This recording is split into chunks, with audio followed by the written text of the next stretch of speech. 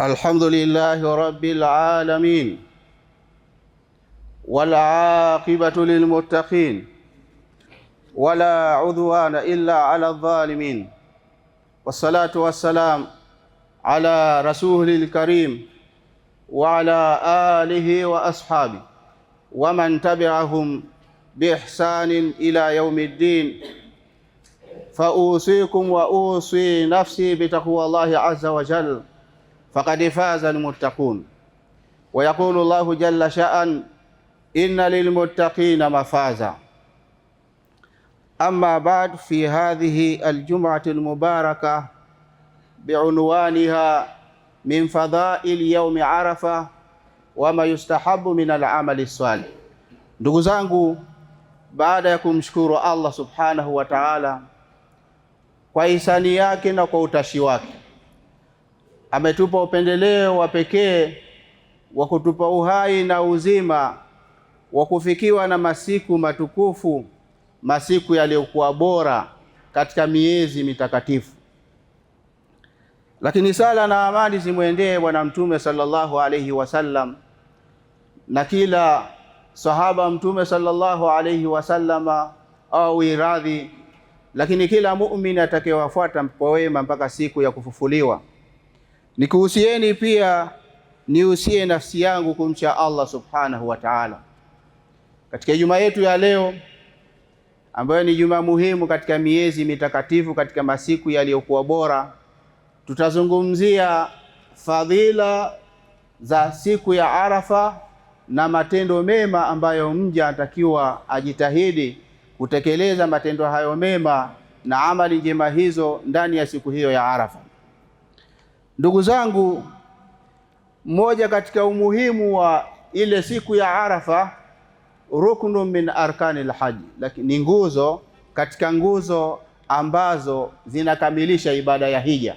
Kama mtu hakujaliwa kwenda kusimama katika viwanja vya Arafa, huyo mtu atakuwa amekosa hija. Lakini siku ya Arafa ni siku ambayo yaumu ikmalu din wa itimamu ni'ma, ni siku ambayo Allah subhanahu wa ta'ala alikamilisha kuiteremsha Qur'ani tukufu iliposhuka katika siku ya Ijumaa katika viwanja vya Arafa, katika hija yake Bwana Mtume sallallahu alaihi wasallam, ambayo ndio hija ya mwisho. Hakupata kuhiji baada ya hapo tena. Ilishuka aya inasema: al-yawma akmaltu lakum dinakum wa atmamtu alaykum ni'mati wa raditu lakumul islam dina, kwamba leo nimekukamilishieni dini yenu na nimetimiza juu yenu neema ya Uislamu na nimeridhia Uislamu iwe ndio mfumo wa maisha yenu na dini yenu katika maisha yenu ya dunia. Aya hii ilishuka katika siku ya Ijumaa katika viwanja vya Arafa, katika hija yake ya mwisho kwa Bwana Mtume sallallahu alaihi wasallam. Na Mayahudi wakasema, tunatamani hii siku ingekuwa sisi tunaijua, ingekuwa ndio kwetu Qur'ani ndio imeteremshwa, basi tungeifanya hii ni siku kubwa na ni sikukuu kubwa kwa Waislamu wote. Walikuwa wakisema maneno haya kwa Umar ibn Khattab radhiyallahu anhu. Je, unaijua hiyo siku? Umar radhiyallahu anhu akasema, hiyo siku tunaijua, ni siku ya Arafa, siku ya Ijumaa, na Bwana Mtume sallallahu alaihi wasallam alikuwa yupo katika viwanja vya Arafa.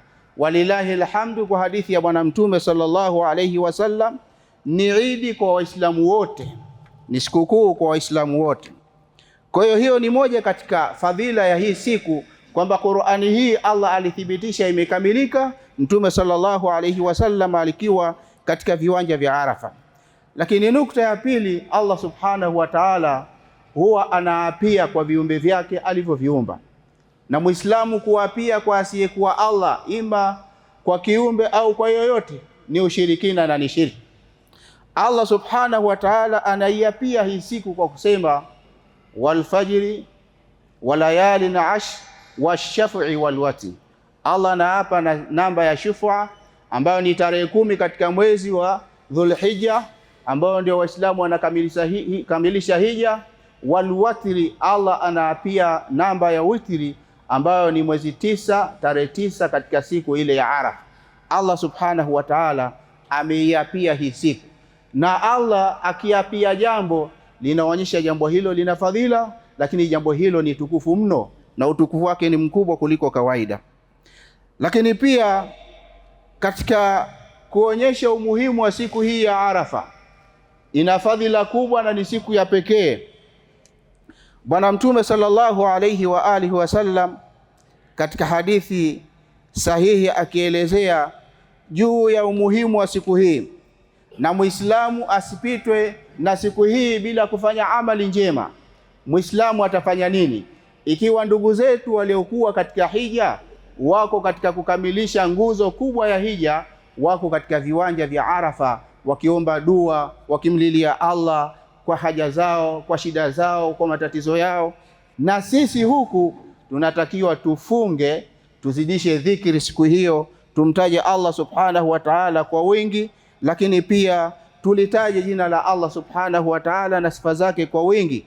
Na Mtume sallallahu alayhi wa alihi wasallam katika hadithi ambayo ni sahihi akielezea akisema, inni ahtasibu ala Allah, kwamba mimi nataraji kwa Allah subhanahu wa ta'ala kwa yule ambaye atakayefunga siku moja katika siku hiyo ya Arafa, ayukafira sanata allati qablahu wa sanata allati ba'dahu, ni kwamba Allah atamsamehe mja huyu dhambi za mwaka uliopita na mwaka ujao, jumla ya miaka miwili mizima, mwaka uliopita na mwaka unaofuatia.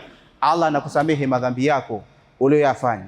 Lakini sa'airi dhunubi ni madhambi madogo madogo yale ambayo hayahitaji toba, Allah anayafuta yote, anasamehe yote. Kwa hiyo ni fursa adhimu ambayo kila mmoja hapa ana madhambi mengi tu, tumkosea Allah usiku na mchana. Ni siku ya kufunga ili tusamehewe madhambi yetu, lakini pia tukithirishe kuomba dua kwa wingi, kwa sababu ni siku ambayo yaumul ijaba, ni siku ya kuitikiwa dua na kukubaliwa dua waja wa Allah subhanahu wa ta'ala. Katika hadithi nyingine Mtume sallallahu alayhi wa alihi wasallam akielezea akisema kwamba Allah subhanahu wa ta'ala ndani ya siku hii anasema alayhi salatu wassalam kwamba watu wanaachwa huru na moto, ma min ayamin akthar min an yu'tika Allahu fihi abdan minan nari min yawmi Arafa. Hakuna siku ambayo Allah huwasamehe waja wake kwa makosa yao, lakini na kuachwa huru na moto wa Jahannam. Allah tukinge na moto huo, waliyadhu billah, kwamba hakuna siku ambayo wanaachwa huru na moto kama vile ile siku ya Arafa. Lakini pia wa innahu la yadnu thumma yubahi bihimul malaikatu fayaqul, lakini Allah huwa anajifakharisha, anajifakhiri na kujivuna kwa malaika. Simsema watavunja sheria za Allah, watamwaga damu na watafanya ufisadi na kuua na kadhalika. Mnawaona wamekuja hali ya kuwa wamechakaa, nywele zao zimetimka na kadhalika, nguo zao zimechakaa. Madha yakulu haulai, hawa wanasema nini? Kisha Allah subhanahu wa ta'ala husema, ushihidukum bi anni qad ghafartu lahum, ni kwa sababu wameacha majumba yao na miji yao na kila kitu chao katika maisha ya dunia, lakini wako katika viwanja hivi kwa ajili ya kuniomba msamaha na maghfira na kutaka pepo. Basi shuhudilieni na kuhakikishieni hawa nimewasamehe madhambi yao yote. Na ndio maana haji, moja katika malipo ni kwamba husamehewa madhambi yake. Mtu anakuwa kayaumi waladatuhu ummuhu, kwamba mtu anakuwa ni kama vile siku aliyozaliwa na mzazi wake, hana dhambi. Ndio ambaye akitekeleza hija kwa masharti yake na pia kuchunga yale ambayo hayaharibu hija, anasamehewa madhambi, anakuwa ni mweupe anapotoka katika hija, kasamehewa madhambi yake yote, anakuja kuanza upya ikiwa alitekeleza ibada hiyo kama alivyoelekeza Allah na kaelekeza Bwana Mtume sallallahu alayhi wasallam. ud'u rabbakum wa antum muqinuna bil ijaba. Alhamdulillahi rabbil alamin, wassalatu wassalamu ala man la nabiyya ba'dahu wa ala alihi wa sahbihi wa man wala, amma ba'd. Ndugu zangu, ubora na fadhila ya siku hii ya Arafa na pia matendo ambayo mja atakiwa jitahidi ndani ya siku hiyo, pamoja na kufunga, ni kukithirisha kuomba dua kwa wingi, lakini kuleta dhikri kwa wingi. Wadhkurullaha dhikran kathira, Allah anasema mtajeni Allah sana kwa wingi, pasina kuwa na idadi maalum. Lakini akasema Bwana Mtume sallallahu alayhi wasallam, khairu du'a yawm Arafa, dua iliyokuwa bora na ambayo yenye kuitikiwa na kukubaliwa na Allah ni dua ambayo mja ananyanyua mikono ile siku ya Arafa akimwomba Allah subhanahu wa ta'ala. Kisha akasema, wa khairu ma qultu ana wan nabiyuna min qalbi, yani kilichokuwa bora ambacho mja atasema ni kila ambacho mimi ninasema pamoja na manabii na mitume waliopita kabla yangu. Ni maneno gani hayo? Ni kusema la ilaha illa Allah wahdahu la sharika lahu, lahul mulku wa lahul hamdu wa huwa ala kulli shay'in qadir. Kwa hiyo siku hiyo ya Arafa, pamoja na dhikri zingine, lakini hii dhikri ya la ilaha illa Allah wahdahu la sharika la, lahul mulku wa lahul hamdu wa huwa ala kulli shay'in qadir, ni kalimatu shahada, ni neno la tauhidi, ni neno la kumtakasa Allah subhanahu wa ta'ala, ufalme wake na uungu wake, na kumtakasa Allah subhanahu wa ta'ala. Mtume sallallahu alayhi wasallam anasema ni katika maneno yaliyokuwa bora baada ya Qur'anil Karim. Kwa hiyo siku ya Arafa jitenge, uweke mahali fulani, msikitini, nyumbani, uzidishe kuomba dua, lakini hii dhikri utaje kwa wingi sana. Mtume sallallahu alaihi wasallam anasema ni dhikri iliyokuwa bora baada ya Qur'ani, baada ya maneno ya Allah subhanahu wa ta'ala, na ndio mitume alayhi salatu wassalam walidumu nayo. Kwa ile siku ya Arafa, pamoja na kuomba dua na dhikri zingine, lakini dhikri hii uizidishe kuiomba, lakini muombe Allah subhanahu wa ta'ala kwenye shida zako, kwenye haja zako, kwenye matatizo yako, kumwomba Allah kheri ya dunia na ya akhera, na kukingwa na shari za dunia pia na akhera. Tukithirishe ndugu zangu kumwomba Allah subhanahu wa ta'ala ndani ya siku ya Arafa, kwa sababu dua unaiomba siku ya Arafa mustajaba, inaitikiwa na Allah subhanahu wa ta'ala, kwani Allah subhanahu wa ta'ala innahu la yadunu, Allah huwa karibu na watu ambao wako katika viwanja vya Arafa, na yule anayemuomba Allah subhanahu wa ta'ala yuko karibu kwa kumuitikia dua yake, yuko karibu kwa kumsikiliza haja zake na matatizo yake. Kwa hiyo siku hiyo ni fursa adhim, itakuwa ni masikitiko makubwa, lakini pia ni hasara kwa Muislamu. Kwanza umekosa kufunga siku hiyo, umeacha kutekeleza sunna ya Bwana Mtume sallallahu alayhi wasallam, umekosa kheri ndani ya siku hiyo ya kuomba dua, kujikurubisha kwa Allah. Ni kwamba utapata siku gani iliyokuwa bora kama siku vile siku ya Arafa? Ni katika siku 10 zilizokuwa bora katika masiku ya dunia. Kwa hiyo hala ndugu zangu, kwamba ndio fursa Allah subhanahu wa ta'ala ametupa umma huu, ametupa Waislamu.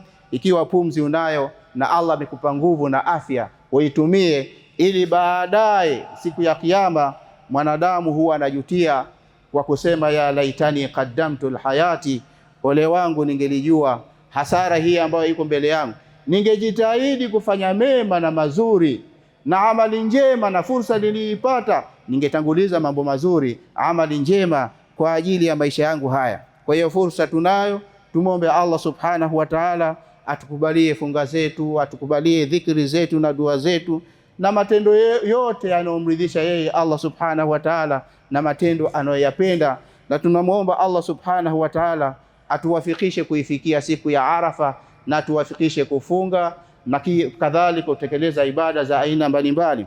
Tukuomba Allah subhanahu wa ta'ala utetemshie baraka na kheri na amani katika nchi yetu. Lakini Allah tukuomba kila aliyekuwa na dhamira mbaya ya kutaka kuharibu amani na upendo na ushirikiano uliopo baina ya nchi yetu, Allah subhanahu wa ta'ala mwepushilie mbali. Allah subhanahu wa ta'ala tukuomba umpe rais hekima, rais wetu mpendwa, umpe hekima na busara na nguvu ya kuitawala nchi hii. kwa haki na kwa uadilifu, na mpe hekima na busara ya kuweza kuisimamia haki kwa raia wake katika nchi yetu. Rabbana atina fid dunya hasana wa fil akhirati hasana wa qina adhaban nar. Allahumma taqabbal minna innaka antas samiul alim wa alaina maulana innaka antat tawwabur rahim. Rabbana atina fid dunya hasana wa fil akhirati hasana wa qina adhaban nar. Allahumma taqabbal minna innaka antas samiul alim wa alaina maulana innaka antat tawwabur rahim. Faqimis salah.